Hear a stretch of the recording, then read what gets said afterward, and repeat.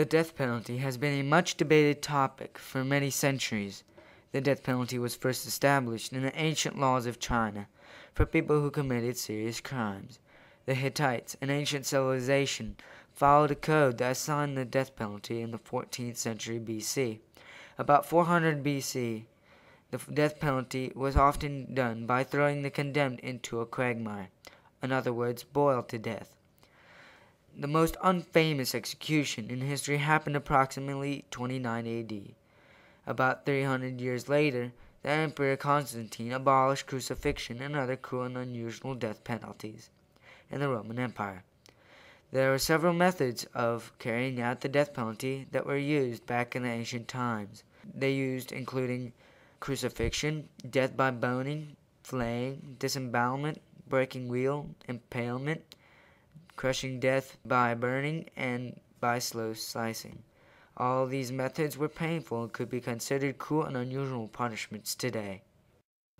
As time went by, the death penalty continued to be used. In Great Britain, the number of capital crimes grew until the 1700s when 222 crimes were punishable by death.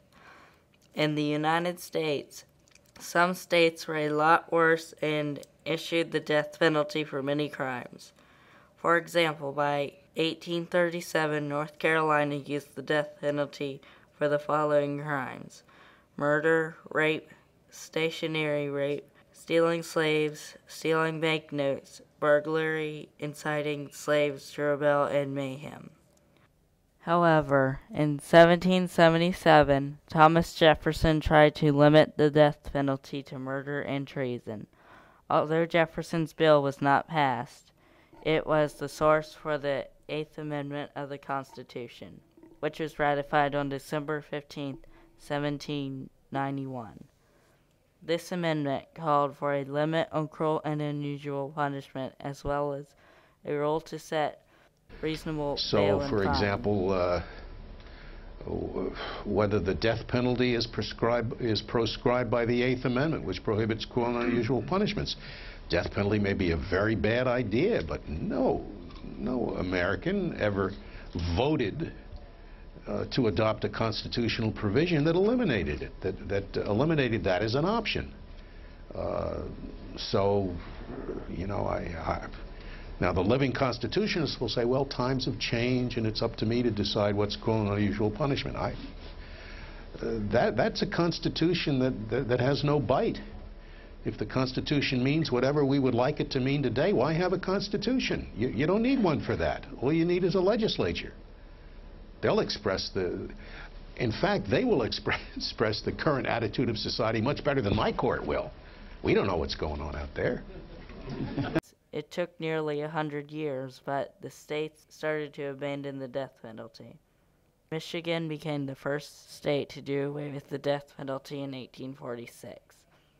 In 1853, Wisconsin abolished the death penalty after a terrible execution in which the victim strained against the rope for 5 minutes, 18 minutes before his heart finally stopped. In 1888, New York took down its gallows and the making of the nation's first electric chair. Between 1911 and 1917, 8 more states went away from the capital punishment.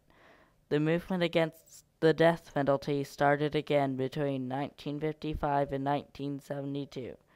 Trying to end the death penalty for every state was very hard, so the death penalty abolitionists went to courts for their efforts. Both national and state politicians are calling for less death penalties and longer prison sentences for serious crimes. As of today, 34 states still have the death penalty, including Virginia, Arizona, Alabama, and Montana. 16 states have abolished the death penalty, including Illinois, New York, and New Mexico. A study in 2010 looked at what the American public thinks the correct punishment for murder should be. 39% of the people voted for life without parole and restitution. 33% voted for the death penalty. 13% of the people voted for life without parole, while 9% of people voted for life with parole. and the other 6% of people did not know what the correct punishment for a murder should be. Throughout the centuries, the death penalty has been abolished and reestablished over and over in many countries. Although it has been changed a lot since the ancient times, it is still debated today. Most people prefer, if without parole, over the death penalty. However, there are those who think that the death penalty is most definitely necessary.